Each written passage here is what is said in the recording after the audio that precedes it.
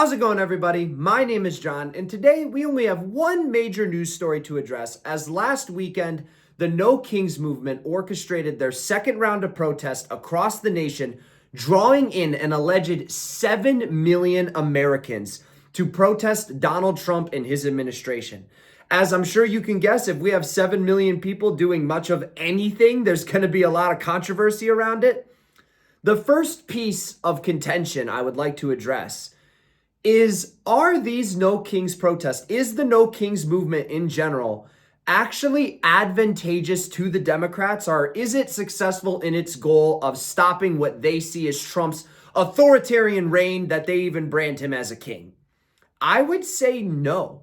With 7 million Americans participating in this protest, you're going to see the worst of the worst. People forget, okay, yeah, Donald Trump won the popular vote. Kamala didn't get no votes. She still got over 72 million votes. So if you have 7 million people out of those 72 million that are actually protesting Donald Trump's administration, you got to bet that those 7 million are going to be the most radical, far left believers out of all of the Kamala voters. And it's for that reason that I think you're seeing so much negative press come out of the No Kings protest. Because on the surface, if 7 million Americans are protesting Donald Trump, to an outsider's perspective, that shows a lot of problems in America. You know, people are really upset. But we have 340 plus million people in the country. And like I mentioned, over 70 million of them who voted for Kamala Harris, who is a pretty far left candidate, who didn't get any primary votes, might I add. And then you have these 7 million. So is it advantageous? I would say no. So if you're a Republican or a Trump supporter, or if you're in favor of Donald Trump's policy, I wouldn't worry about these No Kings protests. The reason why I'm addressing it today is because I think it's fun. There's a lot of fun stories that are coming out of the No Kings protests. Do I oppose it on a base level, like as an American? No, of course you have your right to protest. But the reaction to it, you don't have that control. You don't control what people think about it. And I think, based on the stories that I'm going to address today, most Americans view the No Kings protest as a hindrance or as something that inconveniences normal people. For example, let's say you're an Amazon driver and you deal with the No Kings protest, and there's a massive protest on some major intersection that you have to pass. Do you think that that protest of seeing people hold up these radical left, anti-Trump, some of them even with death threats on them, do you think that the Amazon driver who gets caught in traffic and delayed 20 minutes because of their day due to the No Kings protest, is that going to make them like Trump more or hate Trump more? Is that going to make them support the Democrats more or not support the Democrats? You know, you have to start asking these big picture questions. The 7 million Americans, sure, that makes them feel empowered. That makes them feel like their voice is heard and there's strong opposition. But to the majority of people, you guys are a hindrance. Like, you're just in the way. You're blocking major intersections. You're protesting over what? Most Americans' lives have not really been affected by Donald Trump's administration. You could say, yeah, prices of things have gone up and that affects a majority of Americans. Same thing happened under Biden. I don't think anyone's going to deny that prices soared under the Joe Biden administration. So at the end of the day, I think that these protests are turning common, average Americans, ones who are apolitical. There's well over 100 plus, I would say over 200 plus million people in America that are registered to vote. I don't know for sure what the exact number is, but there's a lot of people in the last election who just chose not to vote. They didn't vote Republican, they didn't vote Democrat because they don't see either side as different than one another. They see them as, you know, the Spider-Man meme pointing at each other. So with that, average Americans, when they see these No Kings protests, I think it turns them away.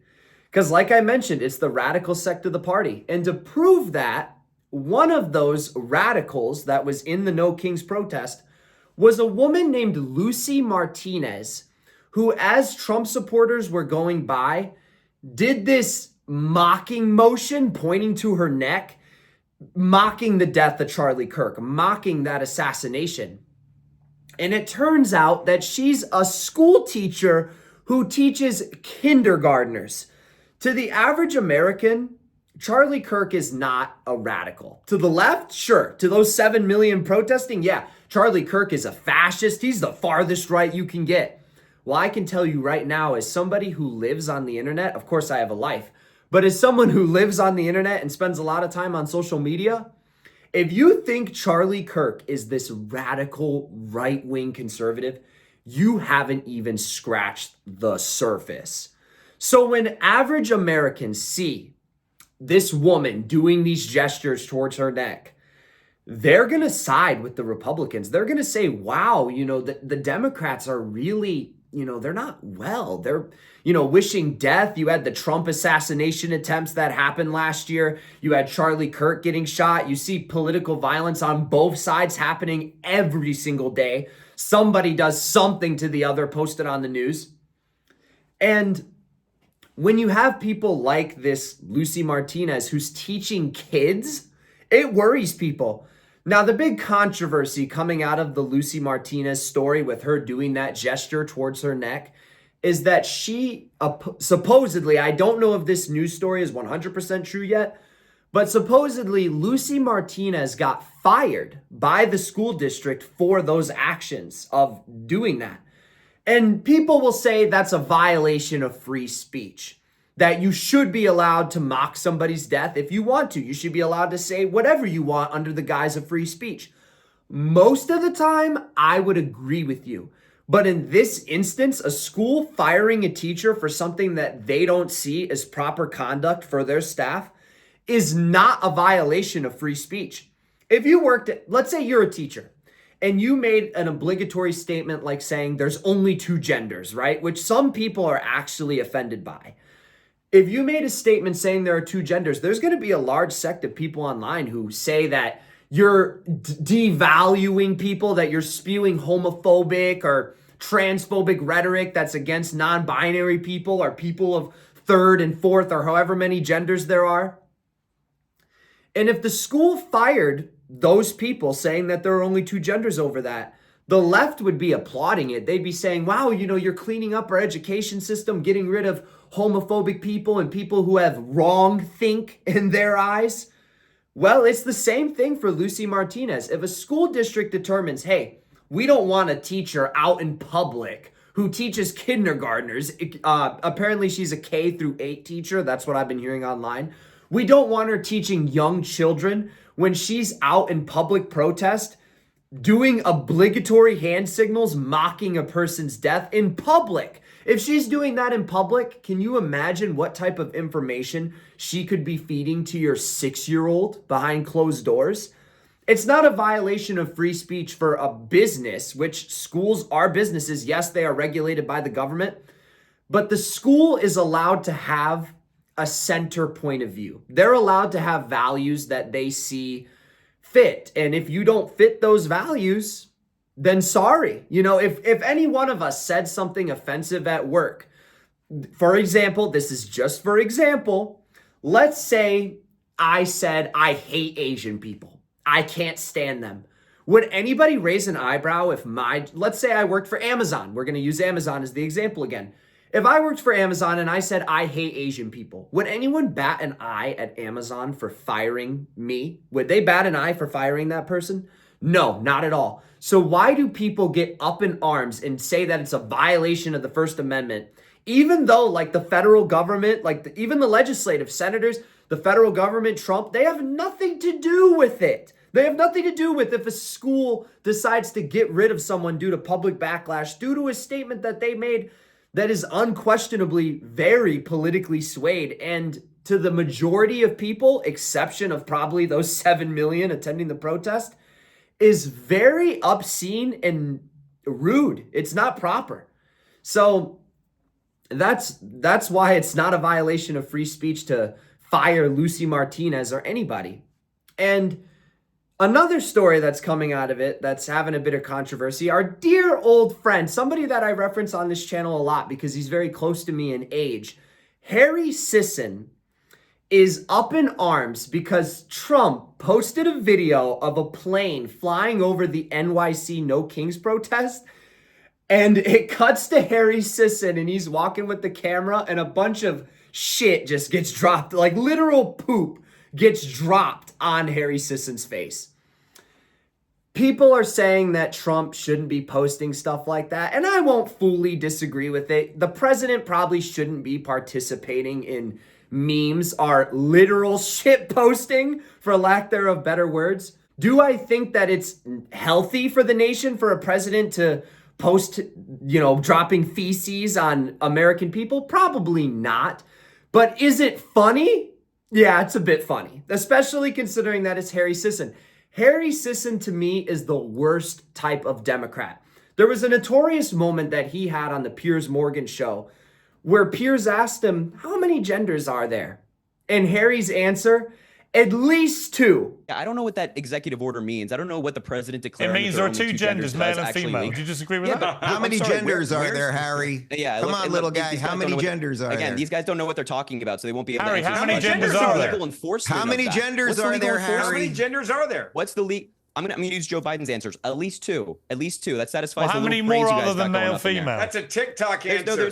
There's at least 2. Yeah. There's at least 2. Well, no, hang on. There's male and female. Kid is like human brain Donald rot. Trump says there's male and female. There are 2. Okay, Dave. How many Russian Rubin, more come are on there now. after male and female, Harry? There's at least 2. Now, anyway, let me get back What to would you what I was at How least many 2? more are there? What are the other ones? There's at least 2. What are the other ones? And he goes on to say, that's the Biden answer, at least 2. And Piers goes, well, there's male and there's female, and what else is there? Harry kind of dips and dodges and then just says the same thing. There's at least 2. These, to me, are the worst type of Democrats, worst type of people in politics. If there was Republicans like that, I would say the same thing. Because you can't articulate your views in a way that's understandable. If you tell me there's more than 2 genders, or you're saying there's at least 2, you have to be able to tell me what those other genders are. You have to be able to tell me what those beliefs are and why. Why is there those other genders? How is there more than 2 genders? You have to be able to explain it. And when you're not able to explain it, it does damage to not only your credibility, but the credibility of your entire caucus, being the Democratic Party. But like I said, Trump makes the AI video pooping on Harry Sisson. And Harry Sisson comes out and demands that national news organizations cover it. And he asks, why aren't mainstream Republicans coming out against Trump making this video of dropping crap on me? Because, Harry, it's a shit post, a literal shit post. Nobody cares. It's just a meme. There's people that make memes of Trump all the time, and Democrats post them all the time, including the Gavin Newsom press office account. They post memes of Trump all the time, like one of him being walked on a leash like he's a dog that they posted. So why should Republicans stick up for a shitty, no pun intended, shitty Democrat like Harry Sisson, who can't even articulate how many genders there are, just because Trump posted some meme video about you? And then Harry Sisson goes on to say, Trump and Vance are obsessed with me. They're just attacking me. All JD Vance said was that he'll ask Trump for you. He's making fun of you. Like, how does Harry not? I almost feel like Harry himself is rage baiting. It's an AI video. It's fake. It's literally fake. And it's someone dropping crap on you. Like, you haven't said worse about Trump. Like, your party hasn't done worse or said worse about Trump. It makes the entire Democratic Party look bad when you have sensitive little boys like Harry Sisson getting so upset over Trump's post. You realize that that's the goal. Like, that's Trump's goal when he posts those memes. Trump's sitting there in Mar-a-Lago or the White House, wherever he's at, and he hears about these No Kings protests, that there's 7 million Americans protesting him and his administration. If Trump is really a king, would the retaliation be just posting an AI video literally shitting on a Democratic influencer that I would say over 75% of Americans wouldn't be able to tell you who he is if they seen a picture of him? If Trump was really a king, would that be the retaliation? Or would Trump have actually done it? If Trump is actually a king, he could have literally made the Air Force drop crap on you. But since Trump isn't a king, all he does is post some memed AI video of him dropping crap on people. It's a stupid argument. I don't understand it. And another stupid argument coming out of the No Kings protest, I think the name No Kings is a little bit, it's not suited. It's not suitable. The No Kings movement name itself doesn't really make sense because they're protesting Trump as a king, even though he won a democratically won election. He won the popular vote. He won all 7 swing states. If Trump runs again in 2028, maybe I'll be all with you. You know, maybe Trump is a king at that point. He is a dictator. He's bending the rules of our system. He's, you know, running for a 3rd term, even though FDR, a Democrat, was more than a 2-term president. Almost, I think he even had 4 terms, if I'm not mistaken. But the Democrats marched to the No Kings movement in protest to Trump. We should have a No Kings movement in protest to our senators. We have lifelong senators and members of the House because of Congress. Sure, they have to go through elections every 2 to 4 years, but these incumbents, some of them, and this isn't just a Democratic issue, this is a bipartisan issue. So yeah, the Democrats protest the No Kings movement against Trump. Despite that, we have endless senators. The top 10, which is evenly split between the 2 parties. If you look up the top 10, there's literally 5 Democrats and 5 Republicans. They have an average of over 30 years served and an average age of 75 plus years old. If that doesn't tell you that we need term limits, what does?